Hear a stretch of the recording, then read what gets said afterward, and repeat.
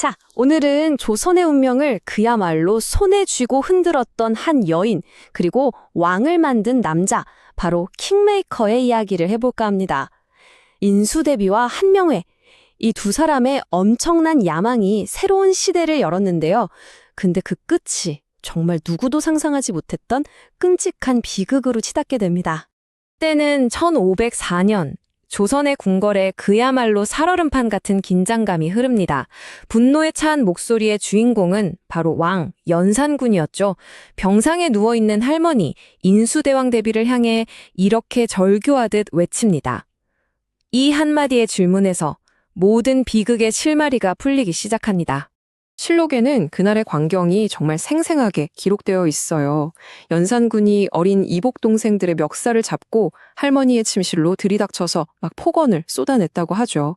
한때 조선 최고의 권력자였던 인수대비도 자기가 직접 왕으로 만든 손자의 그 서슬퍼런 분노 앞에서는 정말 속수무책이었습니다. 아니, 대체 어떻게 된 일일까요? 한때는 완벽한 파트너였던 이 정치적 동맹이 어쩌다가 이렇게 끔찍한 가족 비극으로 끝나버린 걸까요? 그 이유를 알기 위해 이제 시간을 거슬러 올라가 보겠습니다. 모든 것이 시작되었던 바로 그 순간으로요. 자, 이야기의 첫 장입니다. 왕좌를 만들고 왕을 세우고 싶었던 두 명의 야심과 이들의 운명적인 만남에서부터 모든 게 시작됐습니다. 이 두 사람 처음부터 대단했던 건 아니었어요. 한쪽은 젊은 나이에 남편인 세자를 잃고 앞날이 막막해진 왕가의 며느리였고요. 다른 한쪽은 과거 시험에는 계속 떨어졌지만 머릿속에는 천하를 뒤엎을 계획을 품고 있던 책략가였죠. 평범한 방법으로는 절대 권력의 정점에 설 수 없었던 두 사람. 이들은 바로 서로에게서 새로운 기회를 발견하게 됩니다. 자, 이 타임라인을 한번 보세요. 이게 그냥 몇 년 안에 뚝딱 이루어진 게 아니에요. 무려 20년에 걸친 정말 치밀한 계획이었습니다. 시작은 1453년 한명회가 그 유명한 계유정난, 쿠데타를 설계해서 수양대군을 왕으로 만들죠. 이걸로 끝이 아니에요. 그 다음엔 반대파들을 싹 제거하면서 자기들 힘을 키우고요. 그리고 바로 이겁니다. 결정적인 한방. 인수대비의 아들과 자기 딸을 결혼시키는 혼인동맹을 맺은 거죠.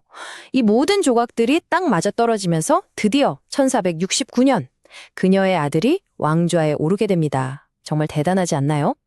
이제 두 사람이 권력의 최정점에 올랐을 때로 가보겠습니다. 이때는 정말 궁궐 안과 밖, 조선이라는 나라 전체를 이 두 사람이 완벽하게 장악하고 있었습니다. 그는 나의 장량이다. 세조가 한명회를 두고 직접 한 말입니다. 여기서 장량이 누구냐면 중국 한나라를 세운 최고의 책사거든요. 왕이 신하를 자기의 장량이라고 불렀다는 건 그만큼 절대적으로 신뢰했고 또 그만한 권력을 줬다는 뜻이죠. 이 표를 보시면 이들의 권력이 얼마나 철저하게 나뉘어 있었는지 한눈에 보입니다. 인수대비는 왕실의 최고 어른으로서 궁궐안, 즉 내명부의 질서를 잡았고요. 한명회는 영의정으로서 조정, 즉 바깥의 정치를 완전히 장악했습니다. 말하자면 한 명은 안주인, 한 명은 바깥주인처럼 완벽한 이중 권력 체제를 만든 거예요. 그런데 인수대비의 힘은 그냥 왕실 어른이라는 지위에서만 나온 게 아니에요. 그녀는 아예 직접 책을 썼습니다. 내훈이라고 궁궐 여성들이 지켜야 할 아주 엄격한 규칙들을 담은 책이죠. 이건 뭐냐면 서열뿐만 아니라 사상적으로도 왕실 전체를 지배하겠다는 뜻이었어요. 말 그대로 인수대비 자신이 곧 왕실의 법이었던 셈입니다. 하지만 영원할 것만 같았던 이 절대 권력에도 서서히 금이 가기 시작합니다.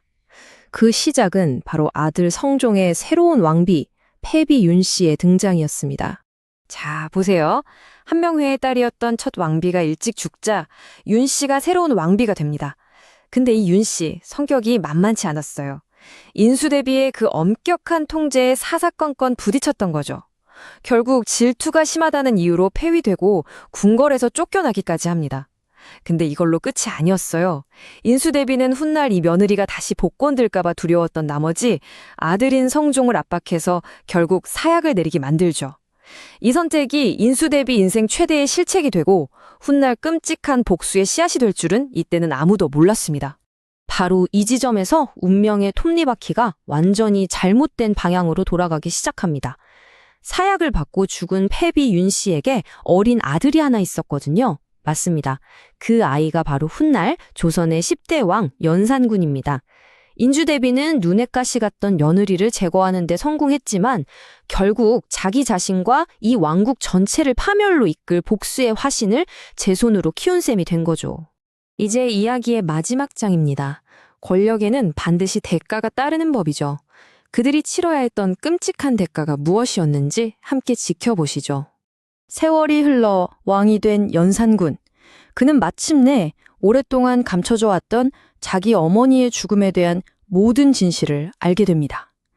실록의 기록도 있었고 결정적으로 어머니가 사약을 받으면서 피를 토했다는 그 피 묻은 적삼을 보게 된 거죠. 그동안 억눌려왔던 슬픔과 분노가 이 순간 광기로 폭발해버립니다. 이것이 바로 조선 역사상 가장 잔혹한 피바람으로 기록된 갑자사화의 시작입니다. 연산군은 어머니의 죽음과 조금이라도 관련된 사람이라면 모조리 찾아내서 가차없이 처형하기 시작했어요. 살아있는 사람은 물론이고 심지어 이미 죽은 사람까지도 그 복수를 피할 순 없었습니다. 딱 한 달. 한때 조선을 호령했던 그 철의 여인 인수대비가 자기 손자와 정면으로 마주한 뒤 숨을 거두기까지 걸린 시간입니다. 실록에는 그녀가 손자에 대한 근심과 공포 때문에 세상을 떠났다고 기록되어 있습니다. 정말 허무한 최후죠. 부관참시 들어보셨나요? 이건 정말 끔찍한 형벌입니다. 죽은 죄인의 무덤을 파헤쳐서 시신을 꺼내 목을 베는 형벌인데요. 죽어서도 끝나지 않는 그야말로 영원한 치욕을 안겨주는 조선 최고의 형벌 중 하나였습니다. 위대한 킹메이커 한명회의 최후는 바로 이 부관참시였습니다. 죽은 지 무려 17년이나 지났는데 그의 무덤이 파헤쳐지고 그가 직접 세운 왕의 손자에 의해서 시신이 다시 한번 죽임을 당하는 정말 끔찍하고도 비극적인 결말을 맞이한 겁니다. 과연 이건 개인의 거대한 야망이 불러온 비극이었을까요? 아니면 그 누구도 피할 수 없는 절대 권력의 숙명적인 대가였을까요? 권력과 가족, 그리고 복수라는 키워드로 얽히고 설킨 이들의 이야기는 수백 년이 지난 지금 우리에게도 여전히 많은 생각을 하게 만드는 것 같습니다.